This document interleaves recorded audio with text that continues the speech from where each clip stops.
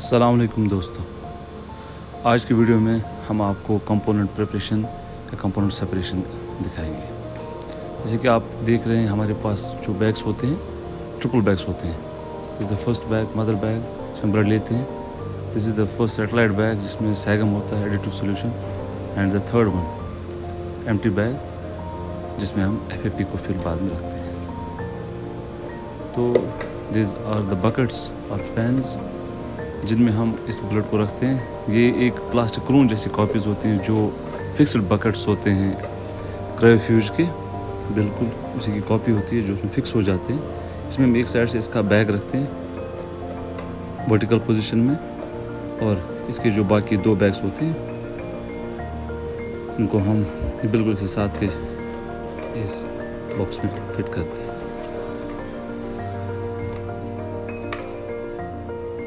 Centrifugation से पहले हम इसका वज़न चेक करते हैं ताकि जो इसके बिल्कुल अपोजिट साइड से जो हम दूसरा बकेट क्रायोफ्यूज में रखेंगे वो बराबर इसी वज़न का हो, ताकि जो सेंट्रीफ्यूगेशन है वो प्रॉपरली हो जाए। देख सकते हैं आप, ये दूसरा बैग है, इसको भी हमने इसमें रख दिया और इसका भी वेट हमने चेक किया। अब अगर थोड़ा सा भी वेट में फ़र्क हो, कम हो या ज़्यादा हो, हमारे पास कुछ कैलिब्रेटेड वेट्स वहीं से आते हैं जिनकी वजह से हम अगर किसी भी बकेट में वेट कम होगा उसको ये आप देख सकते हैं इनसे हम बराबर करते हैं। इसकी कुछ स्पेस भी होती है इस बकेट में लेफ़्ट राइट साइड से, दोनों साइड से, तो जिनमें हम इसको रख के वेट को बराबर करते हैं। आप देख सकते हैं इसका वज़न थोड़ा सा कम है, तो इसमें हम है दूसरा बैग जिसका ये वज़न कम है, इसमें हम इनको ये आहिस्ता आहिस्ता डालते जाएंगे ज़्यादा कैलिब्रेटेड वेट्स। तो देखते हैं आप, हाँ जी, तो वेट इक्वल नाउ। इसके बाद हम इस क्रायोफ्यूज में इन बकेट्स को, ये जैसे क्लोन कॉपीज़ होती हैं प्लास्टिक, इसमें फिक्स आ जाती हैं, तो अपोजिट साइड से हम इक्वल वेट्स को रखते हैं। इनकी बैग्स का वज़न एक ही जैसा होना चाहिए फॉर द प्रॉपर सेंट्रीफ्यूगेशन।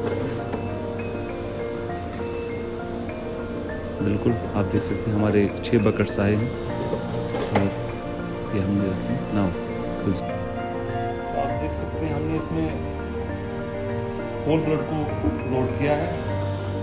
तो अब जो पहली इसमें कमांड है, इसमें हम पहला जो प्रोडक्ट है वो हम प्लेटलेट रिच प्लाज्मा निकालते हैं। यानी कि अब ये पूरा जो है this all depends upon the specific gravity of the formed elements of the blood. Like the RBCs वो सबसे भारी होती है, उनकी स्पेसिफिक ग्रेविटी सबसे ज़्यादा होती है, वो कम से कम रोटेशंस पर भी सेटल डाउन हो जाती है। और उसके अलावा जो बाकी कंपाउंड्स होते हैं लाइक प्लेटलेट्स, वो लाइटर होती है as compared to the RBCs, इसलिए उनको पहले निकाला जाता है ताकि वो सेटल डाउन ना हो जाए। इसके लिए जो आप देख सकते हो हम PRP लोड कर रहे हैं। This is PRP, this is the program. और इसके हिसाब से आप देख सकते हो पूरा लिखा होता है, हमने इस पर फीड पहले ही किया होता है कि कौन कौन सी कमांड्स देनी है। इसकी एक्सेलरेशन आप देख सकते हो, ये कितना जल्दी अपना रोटेशन जो है वो स्टार्ट करेगा, यानी कि अप टू 1500 ये कितनी जल्दी में पहुंच जाएगा, और फिर 1500 से 0 पर ये कितना धीमे आ जाएगा। तो हमने इसको डेक्सेलरेशन रखा ताकि फिर से ये मिक्स ना हो जाए, RBCs और प्लेटलेट्स फिर से मिक्स ना हो जाए, इसलिए डेक्सेलरेशन इसको कम रखा जाता है। तो फिर से आप देख सकते हैं इसका जो टाइम है 10, और इसको हम सॉफ्ट सेंट्रीफ्यूगेशन पर रखते हैं, इट इज़ 1500, क्योंकि जो हमें चाहिए इसमें होती है प्लेटलेट्स वो सस्पेंड रहे और जो हेवियर पार्टिकल्स है वो सेटमेंट हो जाए, इसलिए हम सॉफ्ट सेंट्रीफ्यूगेशन का इस्तेमाल करते हैं। और सबसे इंपॉर्टेंट और सबसे ज़रूरी जो होता है दैट्स टेम्परेचर।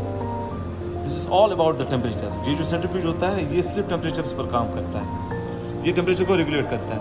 हमें अलग अलग कंपोनेंट्स जो होते हैं ब्लड में like RBCs, platelets, the coagulation factors and so many other things, वो वायबल रहती हैं, वो ठीक रहते हैं और इस्तेमाल के काबिल रहते हैं तब जब हम उनको एक्सट्रैक्ट करेंगे at particular temperature, at desirable temperatures. और जो प्लेटलेट्स होते हैं वो 20 डिग्री के टेम्परेचर पर ठीक रहती है अगर हम उनको निकालेंगे। अगर कम होगा उनकी जो क्वालिटी होती है वो पुअर होती है और हम उनको यूज़ में नहीं ला सकते। इट्स वेरी इंपॉर्टेंट, इसलिए प्लेटलेट्स को जो टेम्परेचर होता है वो हम 20 का रखते हैं। ये मशीन इसीलिए इंपॉर्टेंट होती है, it is different from other centrifuge because it can maintain, it can regulate the temperature whatsoever we need for the different components. We can regulate this from 0 to 20 like 5 degrees and so many other things. तो आप देख सकते हैं PRP. Let's go to separate the first product from the whole blood. It's PRP. So this is it. You can see this is the temperature. So these are the rotations. You go on upside. So its acceleration is a bit higher than the deceleration rate because we don't want to mix the things again. आप देख सकते हैं तो plasma इसमें platelets इसमें कुछ मौजूद है, वो अपर साइड से है because of its low specific gravity platelets are suspended in this solution. और जो सबसे भारी चीज़ में with the highest specific gravity the RBCs, ये सबसे नीचे आ गई, सेटल डाउन सबसे नीचे आ गई है। तो अब हम इन मैनुअल प्लाज्मा एक्सप्रेसर से जो ऊपर वाली इसका जो ये फॉर्मेट जो एलिमेंट है प्लाज्मा जो है जिसमें प्लेटलेट्स है, ये बाहर निकालेंगे। आप ऐसा ऐसा देख सकते हैं आप इसका प्रोसीजर। सो हम इसको इसमें डाल के,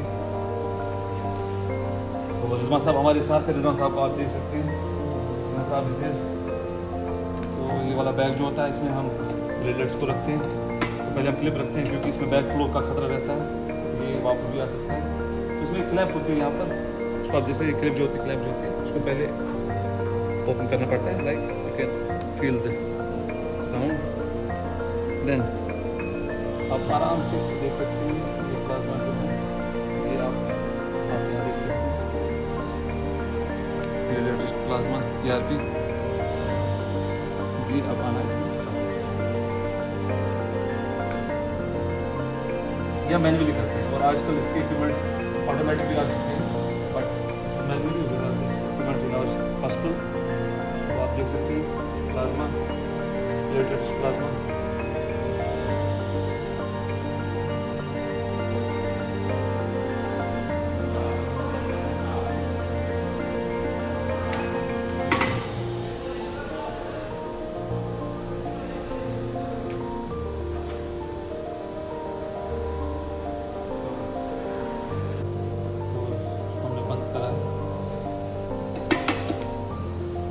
ये हमारे पास पैकेट RBC है विदाउट सैगम। अगर हमने इसको विदाउट सैगम रखा है तो इसकी जो शेल्फ लाइफ है that will be only 35 days. But हमारे पास ट्रिपल बैग में एक और एडिटिव सोल्यूशन आता है, it's called as SAGM, saline, adenine, glucose and mannitol. इससे हम इसकी जो शेल्फ लाइफ है और इसकी जो विस्कोसिटी है दोनों हम रेज कर सकते हैं। यू कैन सी हाउ, आप देख सकते हैं इसको हम सस्पेंड करके, ये वाला आप देख सकते हैं दिस इज सैगम बैग और इसमें सैगम है, दिस एडिटिव सोल्यूशन। और इसको हम इसी पैकेट RBC के इस पैक में देख सकते हैं आप, यहाँ पर एक क्लिप होती है, उसको तोड़ के तो आप यहाँ पर आराम से देख सकते हैं, यहाँ ये सैगम इसमें ऐड हो चुका है। अब इसकी जो शेल्फ लाइफ है वो हमने 35 से बढ़ाकर 42 डेज की आप इंक्रीज कर दी है।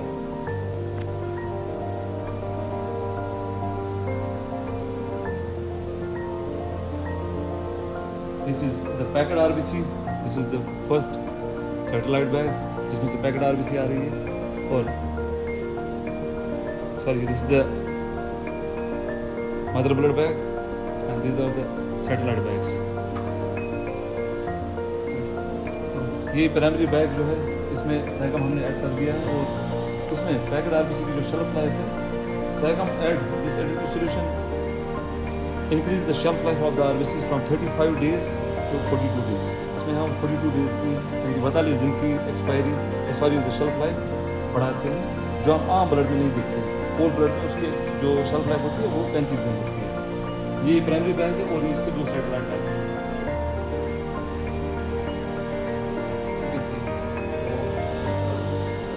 तो अब हम जो प्राइमरी बैग है जिसमें पैकेट RBC उसको हम सेपरेट करेंगे ऐसे।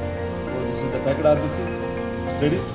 After separating, you can use this to deal out with the different type of anemias like iron deficiency, so many other trauma patients. और अब हमारे पास दो बैग्स बचते हैं। ये वाला जो बैग है इसमें PRP है, प्लेटलेट रिच प्लाज्मा, बट इसमें से हम प्लेटलेट्स को अलग निकाल सकते हैं। जो वाला पैक बचेगा उसको हम प्लेटलेट कॉन्सेंट्रेट बोलते हैं। अब हम यही करने जा रहे हैं, इसमें से पहले प्लेटलेट कॉन्सेंट्रेट निकाल लेंगे और जो बाकी बचता है उसको हम FFP बोलते हैं, फ्रेश फ्रोजन प्लाज्मा। आप देखते जाएंगे हम वो कैसे निकालते हैं। हमने इनको फिर से इन्हीं बकेट्स में डाल दिया है। इसमें PRP है, इसमें से PC निकालने के लिए हमें इनको फिर से क्लोरीफ्यूज में डालना है, अलग रोटेशंस पे, अलग टेम्परेचर पे, अलग टाइम के लिए, अलग सर्टिफिकेशन रोटेशंस के लिए। और वो करने से पहले जैसे हमने पहले होल ब्लड के लिए हमने पहले इनको वेट स्केल पे डाल दिया था, हम फिर से इसको वेट करके, क्योंकि हमें फिर से सर्टिफिकेशन में डालना है, अपोजिट साइड से जो वेट है वो बराबर होना चाहिए। हम इसको फिर से बराबर करके देखेंगे तो आप इसका वज़न देख सकते हैं